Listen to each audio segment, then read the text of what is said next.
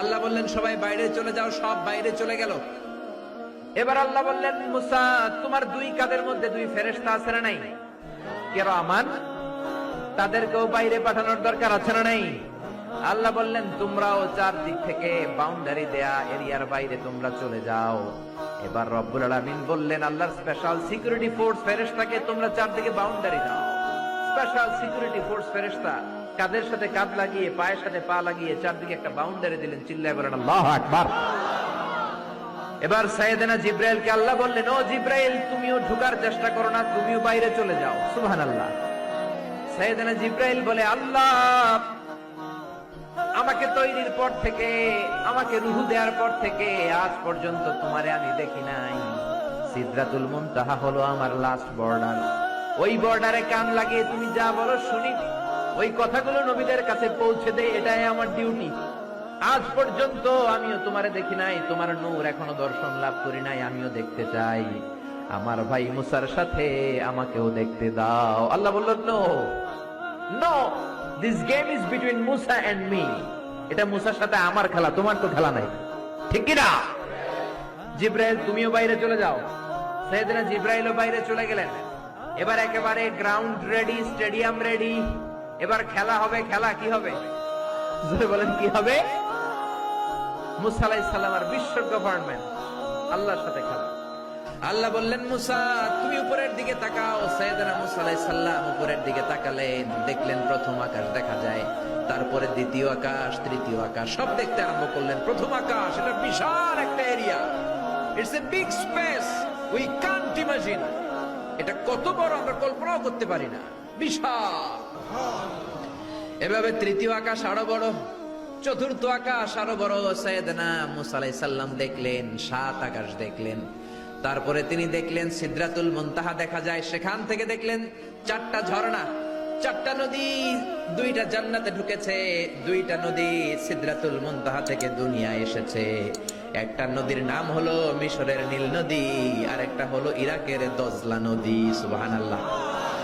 তারপরে নজর করে তাকালেন, সেখানে দেখলেন তিনি কোরআনের বাড়ি দেখা যায়। বাল হুয়া কুরআনুম মাজিদুন ফি লাওহিম মাহফুজ। নাম শুনেছেন? লাওহে মাহফুজ কার বাড়ি? কোরআনের বাড়ি। লাওহে মাহফুজ কার বাড়ি? নজর করে দেখে কোরআনের বাড়ি দেখা যায়। সাইয়েদনা মুসা আলাইহিস সালামের চোখের পাওয়ারকে বাড়িয়ে দিয়েছে কে? ওনার চোখের মেকানিজম, মেগাপিক্সেলকে প্রখর করে দিয়েছে কে? তারপরে নজর করে দেখলেন বাইতুল মামুর দেখা যায়, যেই বাইতুল মামুর হলো ফেরেশতাদের কিবলা। আমরা হজে গেলে, উমরায় গেলে আল্লাহর ঘরকে সেন্টারে রেখে চারদিকে তাওয়াফ করি, লাব্বাইক আল্লাহুম্মা লাব্বাইক বলে আল্লাহরে ডাকি। ফেরেশতারা এই কাবার চারদিকে তাওয়াফ করে না, তাদের জন্য আরেকটা ঘর, আল্লাহর বানানো আরেকটা ঘর 7 আকাশের উপর আছে না নাই? সেটার নাম হচ্ছে আল বাইতুল মামুর। সব ফেরেশতারা সেখানে তাওয়াফ করে, একবার করে ঢুকে 70,000 জন। একবার যারা ঢুকার চান্স পায় কিয়ামত পর্যন্ত দ্বিতীয়বার চান্স তার কপালে জুটবে না। কোন সুবহানাল্লাহ। তারপরে তিনি নজর করে দেখলেন আরশ দেখা যায়, কুরসি দেখা যায়। তারপরে নজর করে সাইয়েদনা মুসা আলাইহিস সালাম দেখলেন আল্লাহর 70,000 নূরের পর্দা দেখা যায়। 70,000 নূরের পর্দা দেখা যায়। সেখান থেকে আল্লাহ গায়বী আওয়াজ দিয়ে বললেন, মুসা, লাস্ট ডেস্টিনেশনে চলে এসেছো, একেবারে ফাইনাল গেট। এই গেটের পরে আর ফিরে যাওয়ার কোনো জায়গা নাই। শেষবারের মতো জিজ্ঞেস করি, খেলা কি চলবে নাকি থামিয়ে দেব? সাইয়েদনা মুসা বলে চলবে। সাইয়েদনা মুসা বললেন, কি চলবে? কি সাহস ওনার, কি শক্তি ওনার, কি মেধা ওনার, কি কিউরিসিটি ওনার, কি অদম্য আগ্রহ ওনার। উনি বললেন খেলা চলবে। এত দূর এসেছি, পিছনে ফিরে তাকানোর মানুষ আমি নই, ঠিক কিনা? আল্লাহ বললেন, মুসা তাহলে ঠিক আছে, খেলা শুরু হয়ে যাবে, একটু শক্ত হয়ে দাঁড়াও। সুবহানাল্লাহ পড়েন। এই প্রথম আল্লাহ তার নূরের তাজাল্লির ফোকাস পৃথিবীতে ঢেলে দিবেন, এর আগে পড়ে নাই। আল্লাহু আকবার। সাইয়েদনা মুসা আলাইহিস সালাম শক্ত হয়ে দাঁড়ালেন। ফালাম্মা তাজাল্লা রাব্বুহু জাআলাহু দাক্কা ওয়া খাররা মুসা সাইকা। ফালাম্মা তাজাল্লা রাব্বুহু লিল জাবাল। আল্লাহ বললেন, মুসা তবে একটা কথা শুনে রাখো, এত দুর্বল করে তোমাদের বানিয়েছি। ওয়া খুলিকাল ইনসানু দাঈফা, মানুষ কি সবল নাকি দুর্বল? সবল না দুর্বল? দুইবার পাতলা পায়খানা হইলে চেহারার দিকে আর তাকানো যায় না, ঠিক কিনা?